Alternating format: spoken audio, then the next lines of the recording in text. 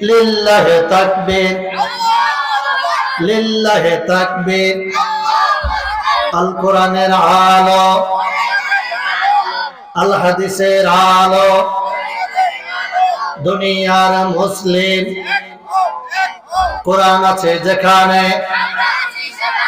TV CD যেখানে।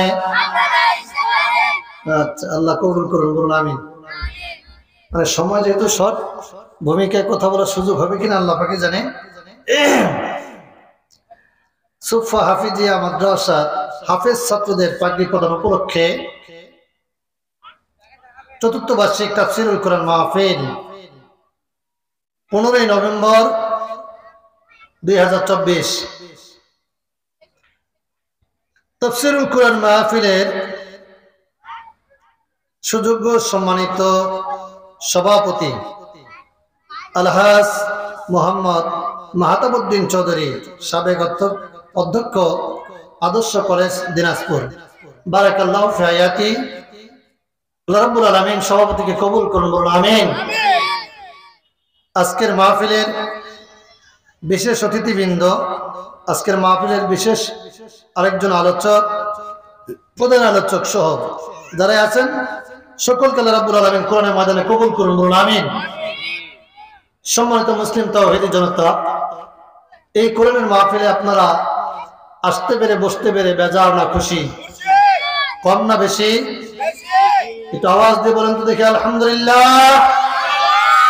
করছি। রব্বানা লাকাল হামদ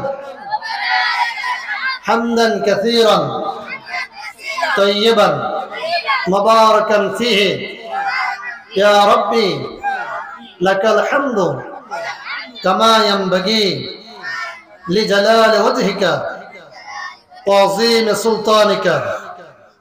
আমরা আল্লাহ পাকের প্রশংসা করলাম, লাখো কোটি দুরূদ ও সালাম পেশ করছি মানবতার মুক্তির দূত, যিনি মক্কাওয়ালা, যিনি মদিনাওয়ালা, যিনি আপনার আমার একান্ত ব্যারিস্টার, আকায় নামদার, বিশ্ব মানবতার শিক্ষক, নবী মুকাররম, বিশ্ব নবী, বিশ্ব নেতা জনাবে মুহাম্মদ রাসূলুল্লাহ। মাগফিরাত কামনা করছি সেই সমস্ত মর্দে মুজাহিদদের জন্য যারা আজকের দিন পর্যন্ত ইসলামটাকে বিজয়ী শক্তি হিসেবে দেখার জন্য প্রাণবন্তর চেষ্টা করেন।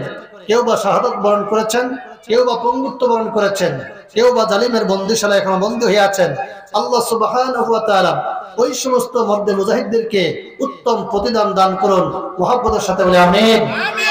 তাদের সাথে সাথে আপনাকে আমাকে ইসলামের জন্য, কোরআনের জন্য তথা গোটা পৃথিবীর মঞ্চে কালেমার পতাকা পটপট করে উড়ে সেই কালেমার ছায়াতলে প্রবেশ করে জীবনকে বিলিয়ে দিয়ে শাহাদাতের অমৃতসুধা পান করার সুবর্ণ সুযোগ আল্লাহ রাব্বুল আলামিন দান করুন। আরেকবার বলে আমিন। সম্মানিত উপস্থিতি, ভূমিকায় কথা বলার সুযোগ নাই, তবে একটা গল্প দিয়ে শুরু করি। ভাই আমার, আপনারা ফুটবল খেলা দেখছেন?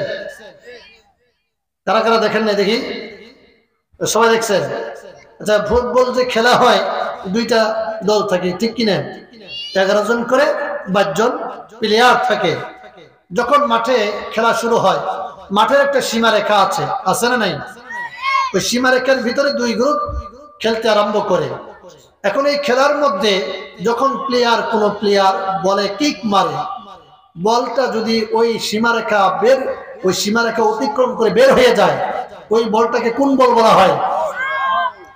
কোন বল? আউট বল বলা হয়।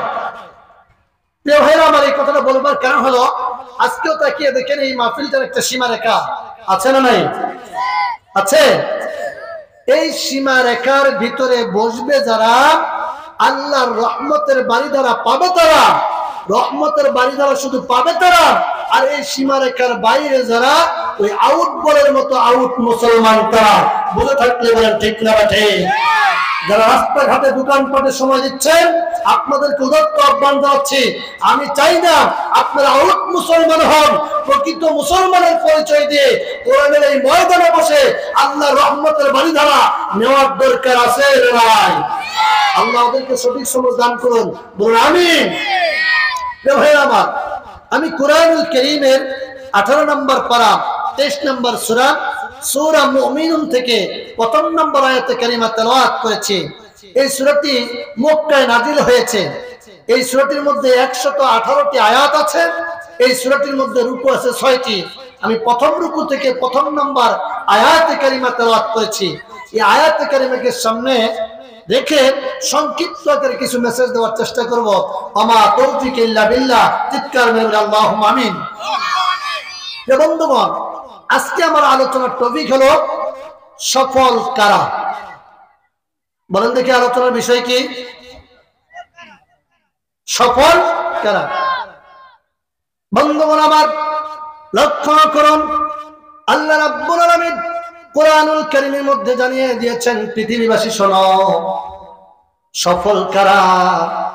আমি যদি আমাকে সফলতার শীর্ষ স্থানে দাবি করি যে আমি সফল, আমি একজন সম্পদশালী, আমি সফল, আমি একজন আলেম, আমি সফল, আমি একজন বক্তা, আমি সফল, আমি একজন রাজনীতিবিদ, আমি সফল, আমি মেম্বার, আমি সফল, আমি চেয়ারম্যান, আমি এমপি, আমি মন্ত্রী, আমি প্রধানমন্ত্রী, আমি সফল, এটা যদি দাবি করি, আর আল্লাহ রাব্বুল আলামিন যদি বলে বান্দা তুমি সফলতা অর্জন করতে পারো নাই, বলেন তো দেখি কার কথাটা সত্য হবে?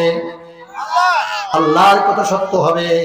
আল্লাহ রাব্বুল আলামিনের কাছে জানতে চাইলাম, রাব্বুল আলামিন তুমি বলে দাও কে সফল হবে, আর সফল হতে গেলে কি অর্জন করা লাগবে? আল্লাহ রাব্বুল আলামিন বললেন, আফলাহাল মুমিনুন। আল্লাহ রাব্বুল আলামিন বললেন, ঈমান এনেছে যারা, সফল হয়েছে তারা। সুবহানাল্লাহ।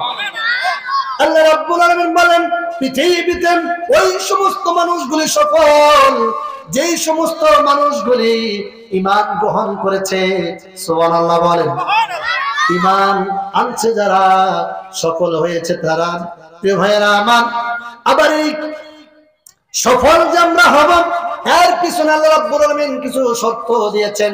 কি কি গুণ, কি কি বৈশিষ্ট্য আপনার থাকা লাগবে।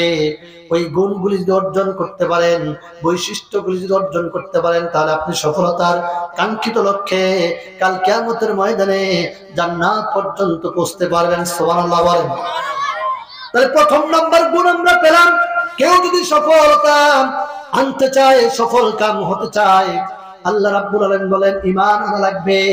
আল্লাহ রাব্বুল আলামিনকে জিজ্ঞাসা করলাম, রাব্বুল আলামিন ঈমান আনার পরে আমার প্রথম কর্মসূচি কি জানার দরকার আছে না নাই? আল্লাহ রাব্বুল আলামিন কোরআনুল কারীমের প্রথম নাম্বার পারা, দ্বিতীয় নাম্বার সূরা বাকারার শুরুতে আল্লাহ রাব্বুল আলামিন কত চমৎকার ভাবে বললেন, বান্দা শোনো, ঈমান আনার পরে তোমার কর্মসূচি কি?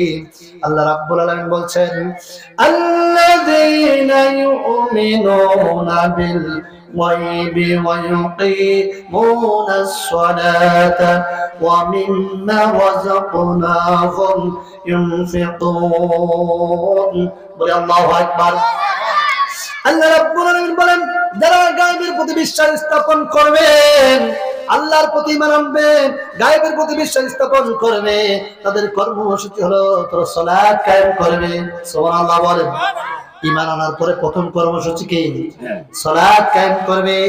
দ্বিতীয় কর্মসূচি হলো আল্লাহ যে রিজিক দিয়েছেন সেই রিজিক আল্লাহর পথে ব্যয় করবে। সুবহানাল্লাহ।